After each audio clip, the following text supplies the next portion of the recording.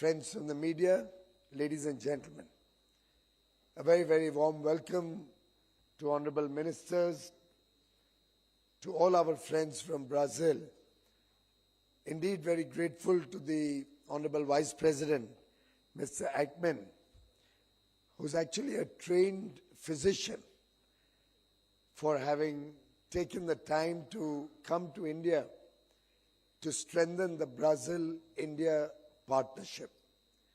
In fact, as a doctor, he knows the importance of precise dosage and the perfect formula to get a person in good health. And I think with his laser focus on strengthening the Brazil-India partnership, success can be a foregone conclusion. Thank you very much, Honorable Vice President, for leading the delegation. Thank you, Minister of Defense.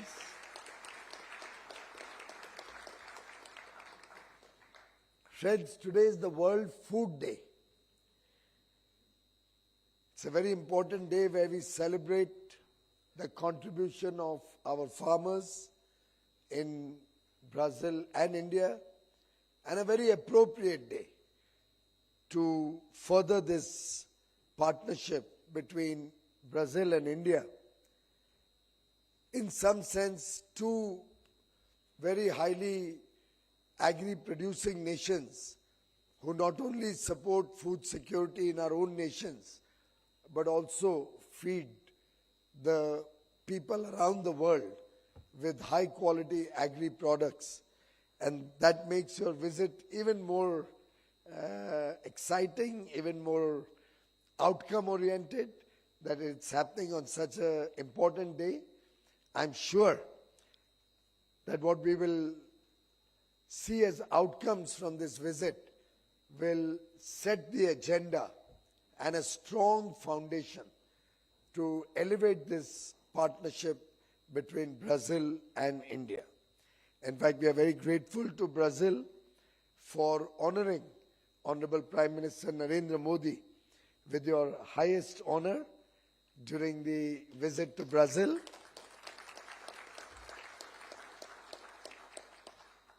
By conferring the Grand Collar of the National Order of Southern Cross, you have not only recognized and respected Honorable Prime Minister's contribution to global peace and prosperity, but also given us a lot of respect. 1.4 billion people would like to express their satisfaction and gratitude to you, Excellency, and to President Lula.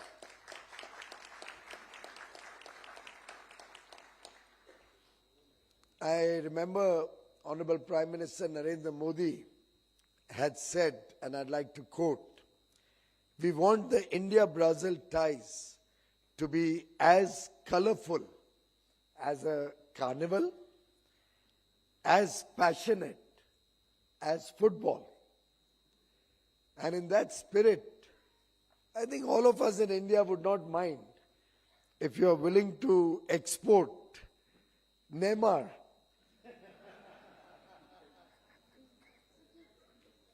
Of course, in our good old days, Pele was probably more famous when we were young children, or possibly Ronaldo.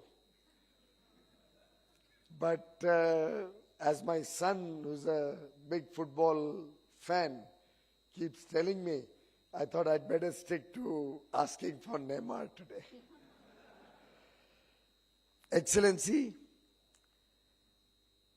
we are also very grateful to you and to Brazil for having included yoga and Ayurveda in your pharmacy systems as alternative medicines, alternative therapies. Both of these are very much respected, very much followed in India, and we are very grateful that later today you will yourself be visiting the Ayurveda Center and helping strengthen this partnership also on traditional Indian medicines. I was very delighted today in the course of our meeting in the morning when you mentioned that the bulk of the Brazilian cattle, I think Honorable Defense Minister reminded us, comes from India. It is of Indian origin. So one can say that this partnership is destined and has a very strong foundation in our shared history, in our shared effort to promote a better future for the people of Brazil and India. The growing interest that we see in Brazil for India's culture is also very heartwarming, whether it is the dance form of Bharatnatyam, whether it is an encouragement to the Ramakrishna mission. All of these also reflect a deep connect between the cultures of Brazil and India and between our effort to bring art and different forms of tradition into our partnership. Excellency, only a few days back, probably 2 days back, the IMF chief has said that, and I quote, "I'm very big on India because of the boldness of their reforms." IMF has recently increased or improved the GDP growth forecast for India from 6.4% to 6.6% this year.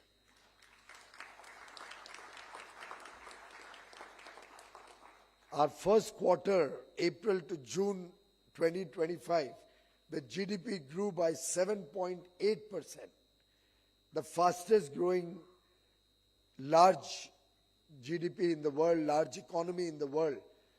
And we've continued to be the fastest growing large economy over the last 4 years.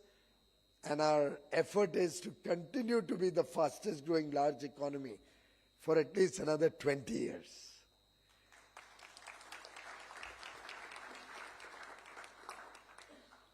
Excellency, we have, under the leadership of Honorable Prime Minister Narendra Modi, focused on 3 pillars while developing the Indian growth story. One, our effort has been to create strong macroeconomic fundamentals. So whether it is keeping inflation low, whether it is consistently strengthening our growth, whether it's strengthening and fortifying our banking systems, whether it's ensuring that our foreign exchange reserves are strong, and with $700 billion foreign exchange reserves, we are amongst the top 5 countries with large forex reserves. The strong macroeconomic fundamentals sets a threshold on which we can be ambitious in our growth targets, in our effort to promote faster growth.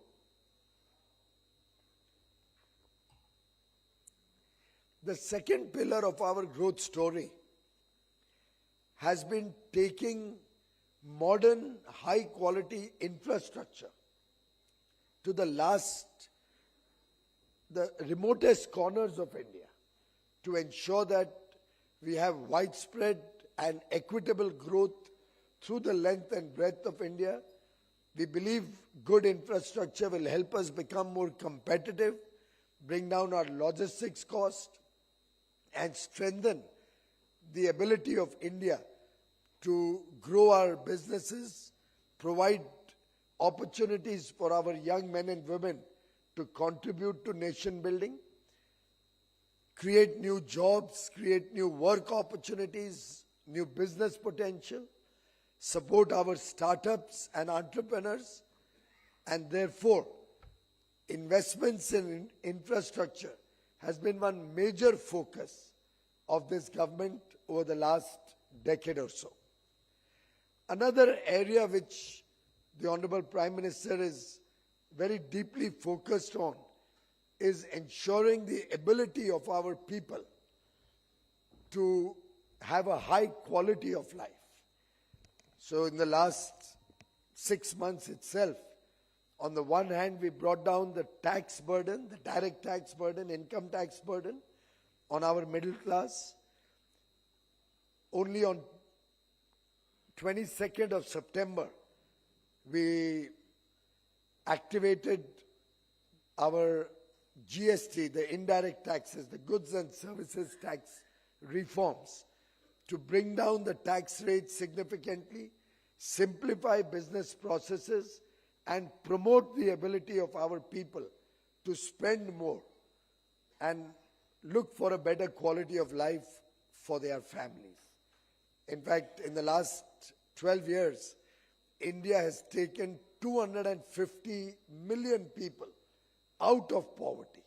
And this growing neo-middle class, this growing middle class in the country is today powering our economy, both on the strength of higher consumer spending and also on the back of huge welfare measures that the government of India has taken so that no child born in the country is deprived of the basic needs like food, clothing, shelter, high quality education, good quality health care, and also has access to digital connectivity, 24/7 electricity at their homes, ensuring water reaches every family, every home in the country, providing for a quality of life that empowers the children, empowers the citizens of India to contribute to a better future, both for the nation and for our people. It is these several tracks, whether it is investment spending or welfare spending, whether it's promoting consumer spending, all of these put together define the India growth story. And therefore, Excellency and friends, our effort towards structural reform, our efforts towards ease of doing business, reduce the burden of law, reduce the burden of compliances, make our processes and procedures to run business simpler, are all collectively bearing fruit as India grows to become the third largest GDP in the world in another couple of years' time, and thence grows our $4 trillion GDP today to a $30 or $35 trillion GDP by 2047. Our declared aim, the commitment and the mission of 1.4 billion Indians to make India a developed nation, a prosperous nation by 2047, when we celebrate 100 years of independence. It is with this burning desire, this fire in the belly, that 1.4 billion Indians today are working as a team, contributing to national development, are working to ensure inclusive and sustainable growth across the country, to ensure that the last man at the bottom of the pyramid has a better future for him and his family, for his children. And collectively, we as a nation are committed to work in the direction of greater global cooperation. We are expanding our trading relationships, our investment partnerships with different countries across the world, our FTAs with many advanced nations, with many developed countries, are defining the confidence with which India today trades with the rest of the world. Our growing investments in other countries, which Madam also just mentioned, are taking India and Indian businesses across the oceans. And I think we are, in some sense, doing exactly what President Lula had said. And I'd like to quote, "No one can reap the fruit before planting the trees." We have planted the trees, to make fresh beginnings in India, and we are very confident that the people of India, and with us, our partners across the world, will together reap the fruits of these plants, will reap the benefits. We hope to work in that fashion with Brazil. We hope to further strengthen this partnership, and truly, we are very grateful for your visit today, which I am sure will plant the seeds of a very defining partnership, of a new shared future of prosperity and growth that the people of Brazil and the people of India can be proud of. Once again, thank you very much to you, Excellency, to the Honorable Minister of Defense, to the delegation from Brazil, and to all the friends from India who have gathered here today to reflect upon a bright future, to work together as friends, as partners, for a partnership with Brazil, a partnership between Brazil and India of consequence and of a great future. Thank you very much.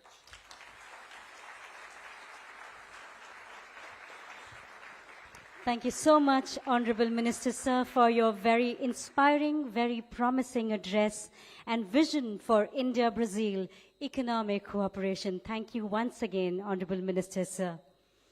Ladies and gentlemen, the moment we all have been waiting for since morning has arrived.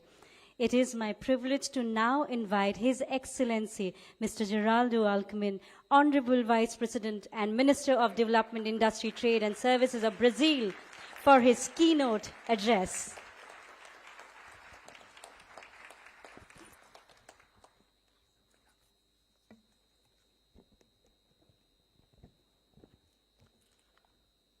Quero cumprimentar o Ministro do Comércio da Índia, Piyush Goyal, José Múcio Monteiro, nosso Ministro de Estado da Defesa, saudar aqui Harsha Agarwal, querida Ana Repesa, Narayan Sethuraman, Federico Lamego, cumprimentar aqui as autoridades, empresárias, empresários, lideranças, agradecer, Ministro Goyal, a receptividade, o calor humano, o carinho com que todos nós brasileiros fomos recebidos aqui na Índia. É uma grande satisfação participar deste seminário empresarial Brasil-Índia, que simboliza, mais do que um evento econômico, ele é um marco no fortalecimento da parceria estratégica entre duas das maiores democracias do Sul global. Hoje, Brasil e Índia não apenas compartilham valores e aspirações, compartilham também o dever de transformar potencial em prosperidade. No setor privado, usa-se muito a expressão business to business. Espero que isso ocorra muito ao longo deste seminário. E business to business pode significar também Bará to Brasil, da Índia ao Brasil, em busca de novos horizontes comuns. Brasil e Índia são nações de dimensões continentais, com economias diversificadas, sociedades vibrantes e empresas criativas. Somos países que crescem, produzindo, inovando e incluindo, movidos pela convicção de que o desenvolvimento só é legítimo quando gera oportunidade para todos. Essa visão é a base da nossa parceria estratégica, firmada em 2006 pelo então presidente Lula e renovada sob sua liderança e do primeiro-ministro Narendra Modi, em torno de 5 pilares que expressam um programa de futuro. nosso amigo José Múcio, defesa e segurança, transição energética, segurança alimentar e nutricional, transformação digital, ciência e tecnologia e parcerias industriais em setores estratégicos. Essas bases têm de ser construídas principalmente pelos nossos setores produtivos. Em 1968, ao visitar Brasília, a primeira-ministra Indira Gandhi descreveu a nova capital brasileira como uma visão do futuro. Disse ela: Brasília nos faz pensar em uma escala maior e acreditar na capacidade humana de moldar o próprio destino. O futuro não chega por si só, o ser humano o deseja. Mais de meio século depois, essa mesma convicção nos guia, seja no avanço tecnológico, na transição energética ou na integração econômica que hoje aprofundamos. Em 2024, nosso comércio bilateral atingiu 12 bilhões de dólares, um crescimento expressivo que confirma a vitalidade das nossas economias. Este ano, a exportação da Índia para o Brasil cresce mais de 30%, e a exportação do Brasil para a Índia também tem um crescimento extremamente expressivo. Acho que nós vamos ultrapassar a meta dos 20 bilhões de dólares de comércio exterior em 2030. O Brasil vê na Índia um parceiro prioritário para a diversificação de exportações e investimentos.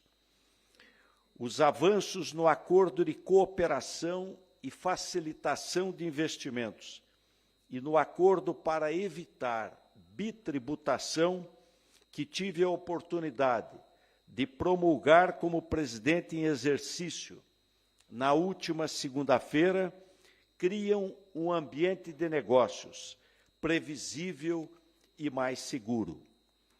Queremos a ampliação do Acordo de Comércio Preferencial Mercosul-Índia, para que nossos fluxos comerciais se ampliam e sejam condizentes com a densidade das relações entre nossos países. Empresas brasileiras e indianas já trilham esse caminho. A Embraer abre amanhã seu novo escritório aqui em Nova Delhi e oferece cooperação de longo prazo nas áreas civil e de defesa, com destaque para o KC-390 e o E-145. Da mesma forma, grupos indianos, como Tata, Mahindra, Infosys, ampliam investimentos no Brasil em setores como automotivo, tecnologia de informação e energia. Estamos também facilitando os intercâmbios entre nossos empresários, com a implementação, a partir desta semana, dos vistos eletrônicos de negócios na Embaixada do Brasil em Nova Delhi e no Consulado Geral em Mumbai. Além disso, casos de assistência técnica